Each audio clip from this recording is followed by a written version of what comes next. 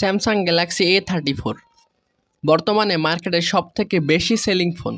So আপনাদের মনে প্রশ্ন থাকতে পারে কেন এই ফোনটি মার্কেটের সবথেকে বেশি সেলিং ফোন।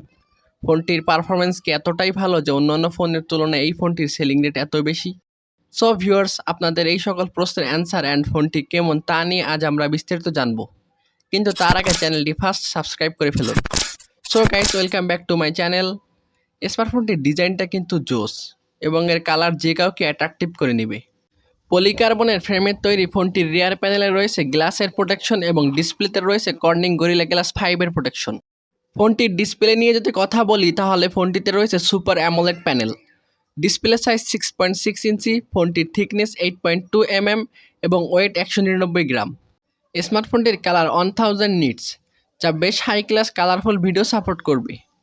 স্মার্টফোনটির নেটওয়ার্ক স্পিডও কিন্তু টপ ক্লাস।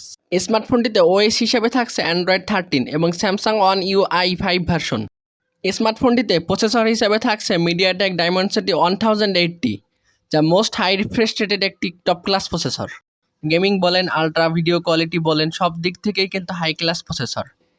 স্মার্টফোনটি দিয়ে ভিডিও দেখে গেম খেলে বেশ দারুণ ফিল পাবেন। স্মার্টফোনটির সাউন্ড কোয়ালিটিও কিন্তু ভীষণ ভালো।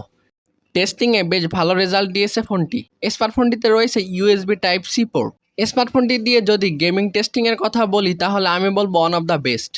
কারণ গেমিং টেস্টিংয়ের সময় আলট্রা মোড দিয়ে পাবজি গেম প্লে করার সময় কোনো রকম প্যারা খাইনি।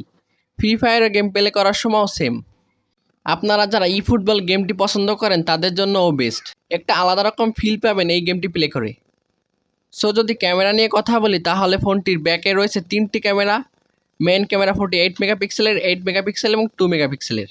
সেলফি ক্যামেরা হিসাবে থাকছে 13 মেগাপিক্সেলের। ফোনটি দিয়ে বেশ চমৎকার ফটো তোলা যায়। তবে ব্যাক ক্যামেরাটি যদি 50 মেগাপিক্সেলের হতো তাহলে একটু বেটার হতো। তবে স্যামসাং ফোনের 48 মেগাপিক্সেল মানে কিন্তু অন্যান্য ফোনের 50 মেগাপিক্সেল বলা যায়। স্মার্টফোনটি বাংলাদেশ বাজারে একটি ভেরিয়েন্টেই পাওয়া যায়, 8/128GB, যার অফিসিয়াল প্রাইস 53,999 টাকা এবং আনঅফিসিয়াল প্রাইস 31,000 টাকা।